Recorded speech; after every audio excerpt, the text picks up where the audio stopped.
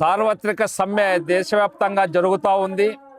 ఈ సార్వత్రిక సమ్మెలో కార్మికులు, కర్షకులు, వ్యవసాయ కార్మికులు, స్కీమ్ వర్కర్లు, మరి అదేవిధంగా అనేక కార్మికులు కూడా ఈరోజు ఈ సమ్మెలో పాల్గొంటూ ఉన్నారు.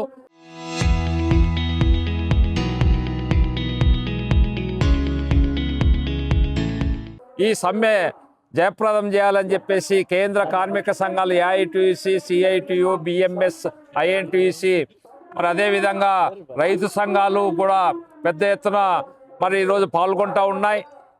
కేంద్రంలో అధికారంలో ఉన్నటువంటి మోడీ ప్రభుత్వము మరి తీసుకొచ్చే దుర్మార్గమైనటువంటి కార్మికులను బానిసలుగా చేసేటువంటి 4 లేబర్ కోడ్లను రద్దు చేయాలని, పాత కార్మిక చట్టాలను కొనసాగించాలని, అదేవిధంగా దేశవ్యాప్తంగా వలసలు ఆపడానికి గత ప్రభుత్వాలు తీసుకొచ్చినటువంటి ఉపాధి హామీ పథకాన్ని మహాత్మా గాంధీ పేరును తొలగించి మరి జైరామ్జీ అనేటువంటి పథకాన్ని తీసుకొచ్చి ఆ ఉపాధి హామీ పథకాన్ని నిర్వీర్యం చేసి మరి దేశంలో ఉన్నటువంటి కూలీలను, గ్రామీణ ప్రాంతాల్లో ప్రధానంగా కూలీలను వలసపోయే విధంగా మరి మార్చడం జరిగింది.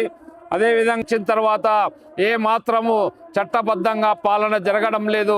మరి ఈరోజు 8 గంటల పని దినాన్ని ఈరోజు రద్దు చేస్తూ 10 గంటల పని దినాన్ని ఒక జీవో ద్వారా చంద్రబాబు నాయుడు తీసుకురావడం జరిగింది. మరి ఈరోజు నరేంద్ర మోడీ కావచ్చు, చంద్రబాబు నాయుడు కావచ్చు, మరి ఎవరి పక్షాన వీరు ఉన్నారనేది స్పష్టం చేయాలని చెప్పేసి మేము డిమాండ్ చేస్తూ ఉన్నాం. ఈ కార్మిక చట్టాలను, రైతు చట్టాలను వెంటనే ఉపసంహరించాలని మేము డిమాండ్ చేస్తూ ఉన్నాం. చట్టాల సవరణకు వ్యతిరేకంగా సార్వత్రిక సమ్మె జరుగుతూ ఉంది. అందులో భాగంగానే ఈరోజు రాయదుర్గం పట్టణంలో 4 లేబర్ కోడ్లు రద్దు చేయాలని, ఏదైతే పూర్వం సాధించుకున్నటువంటి 29 చట్టాలు ఏవైతే ఉన్నాయో ఆ చట్టాల సాధన కోసం ఈరోజు పెద్ద ఎత్తున రాయదుర్గం పట్టణంలో సమ్మె జరిగింది. వాటితో పాటు ప్రదర్శనతో వచ్చేసి ఇక్కడ ఎంఆర్ ఆఫీస్ వద్ద నిరసన కార్యక్రమం చేపడుతూ ఉన్నాం.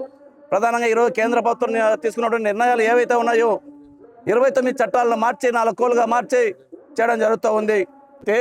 పట్టవగలు 8 గంటల పని దినాలనే ఈరోజు అట్లాంటి మహిళలకు సంబంధించి రాత్రిపూట పనిచేయాలంటే ఎక్కడ రక్షణ ఉంటుందని ఈ సందర్భంగా రాష్ట్ర ప్రభుత్వాన్ని, కేంద్ర ప్రభుత్వాన్ని నిలదించాల్సిన అవసరం ఎంతైనా ఉంది. అందులో భాగంగానే 4 కోళ్ళు మార్పు జరిగితే కనీస వేతనాలు హక్కు ఉండదు. అదేవిధంగా పిఎఫ్ చట్టం, ఈఎస్ఐ చట్టం కూడా మార్చబోతున్నారు. ప్రధానంగా పిఎఫ్లో ఇప్పుడు నేడు కార్మికుల వాటా 12% కట్ అవుతుంది. అదేవిధంగా యజమాని వాటా కూడా 12% కట్టించాల్సిన అవసరం ఎంతైనా ఉంది, కడుతూ ఉన్నారు కూడా. అయితే ఈ 4 కోట్లుగా అమలైనట్టయితే 12% నుంచి 10%గా ఈరోజు కుదించే పరిస్థితి ఏర్పడుతూ ఉంది. Local to global news at your finger tips. మీ చేతిలో ఒక ఆయుధం. Download raw TV app. Media legend Ravi Prakash is back.